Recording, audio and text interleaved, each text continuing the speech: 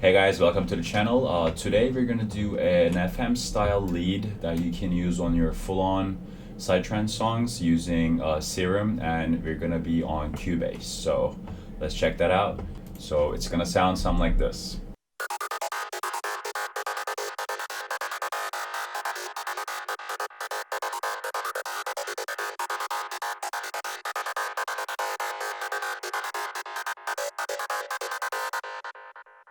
So yeah, one thing I want to mention in this tutorial, I'm gonna make use of some external plugins such as FabFilter Pro Q and UV Color Copy for delay.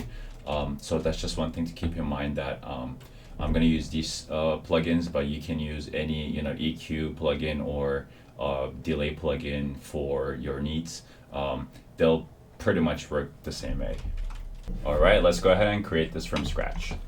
So I have this thing as a preset already, but we're going to basically scrap this, and then we're gonna try to create it. So let's make a new instance of Serum. So basically the whole idea is to create something like dirty and nasty, and we're gonna use both oscillators, and we're gonna use a digital wave table, and on the second one we're gonna use a sine wave. And then we're going to basically give some frequency modulation, FM modulation, to the sine wave from the sub oscillator and change the waveform. So basically, let's see how this sounds like first.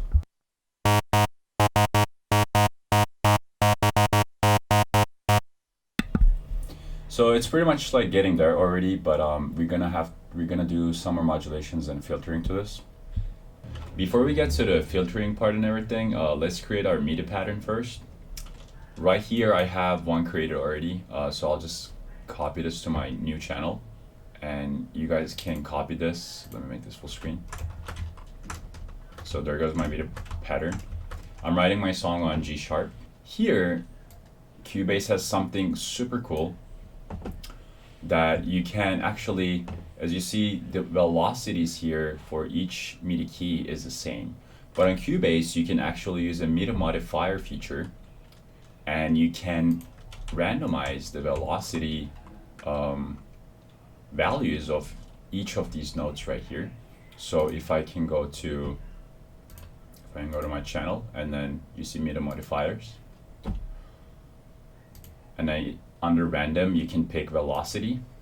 You can actually adjust the how much randomness you want under this min and max. So basically the way this is gonna work is that it's going to subtract this much of a value from whatever you have on your velocity right here. So let's say the velocity for this meter note is 100, and we set this up to -24, so it's gonna randomize it between 76 and 100.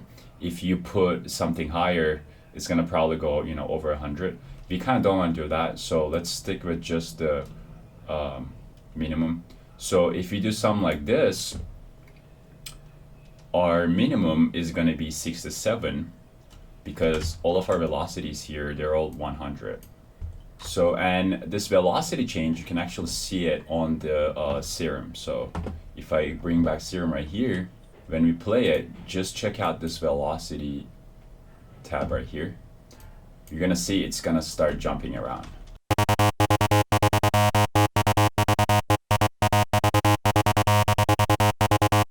So this velocity, we can use it to now create some modulations for all our oscillators and also filtering. It's pretty cool because we don't have to really deal with any like nitty-gritty of arranging our randomization. So let's put this velocity on our table for the first oscillator. So it's gonna randomize the waveform every time the note hits it. And what I like about this velocity modulation is that when you're changing frequencies or like waveforms within the wave table, it kind of tends to glide. And what happens when it's gliding is that it creates like some unwanted nuances or like unwanted harmonics. But this velocity changes the wavetable in such a clean cut way that you don't have like those gliding effects.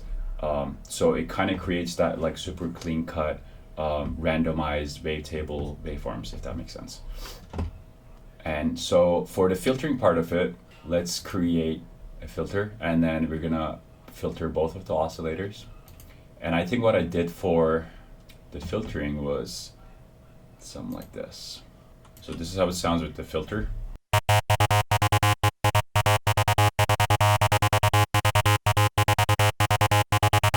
So yeah, one thing I want to do is to keep the randomness here on our first oscillator, because we want to keep that randomization going forward. But maybe for the second one, we want to turn down the randomization, so each time we hit the sine wave, it's, you know, just hitting it from the same spot, it's modulating in the same fashion each time we hit a note.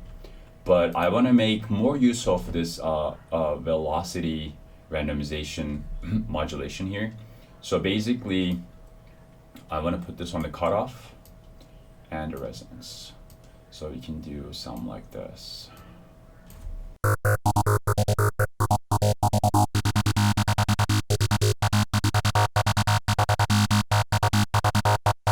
Yeah, and one thing I forgot to mention here is that we don't want our sub to go through our amp, so you just level this all the way down. We just want our sub to also FM modulate, frequency modulate our sine wave. So another thing is that let's say we want like a gradual filtering effect. For that, we can use an LFO to our cutoff. So if we use our LFO right here, maybe we don't want it to go that high, and we can give this like longer time period, so the effect is more gradual. So it's gonna sound something like this.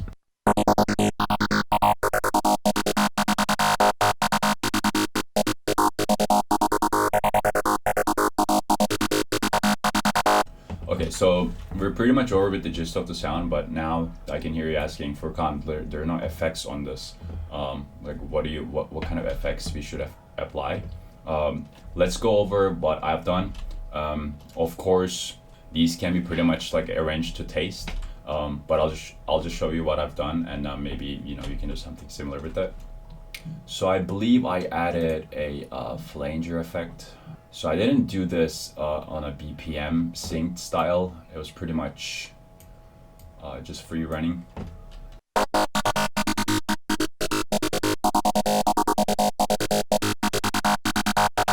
Okay, so yeah, I will apply a low cut filter to this. It's gonna occupy a lot of the low end, which we don't want, because we want kick and bass to kind of, you know, dominate that area. So yeah, let's check this out.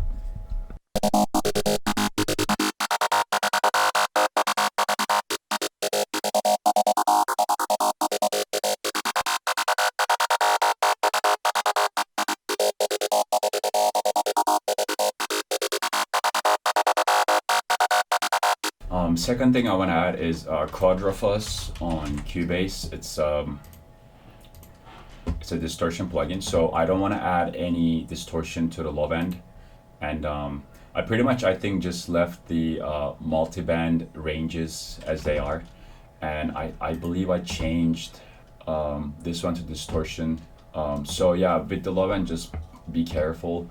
So the gist of the sound happens to be around here, but we kind of want to bring like this higher mids to have, you know, more presence. So maybe we can boost that up a little bit more.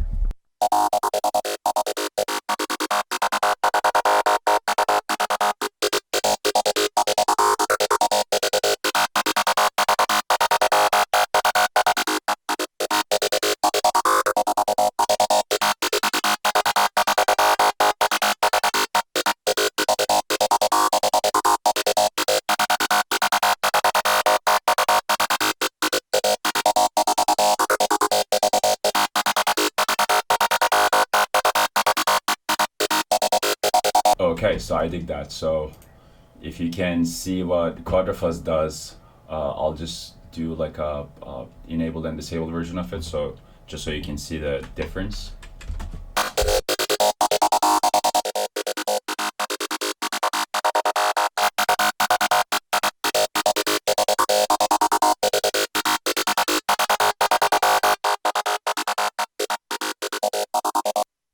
So it's basically just bringing some more presence on the like higher mids, which is something we want with our lead sounds.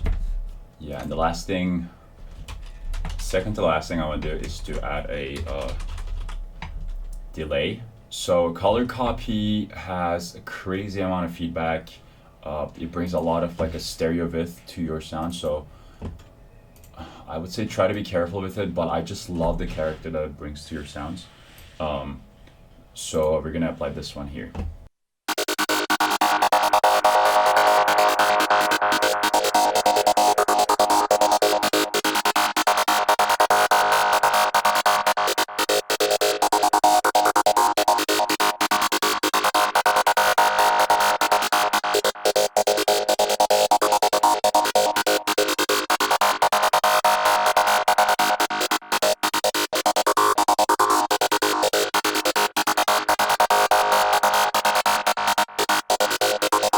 Yeah, and I think one last thing I want to do is to basically create another low cut, because when we add the color copy, it tends to bring some like unwanted frequencies to the low end as well. So I just want to cut those out too. So yeah, just so I have that, you know, clear low end, again, just to leave that space for our kick and bass.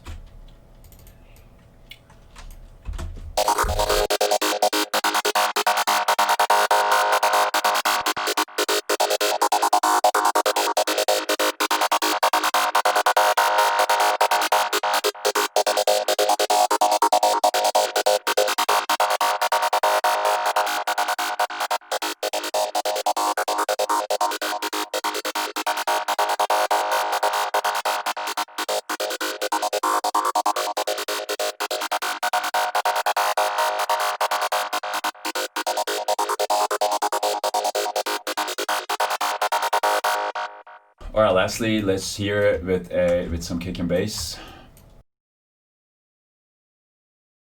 All right, let's take a look.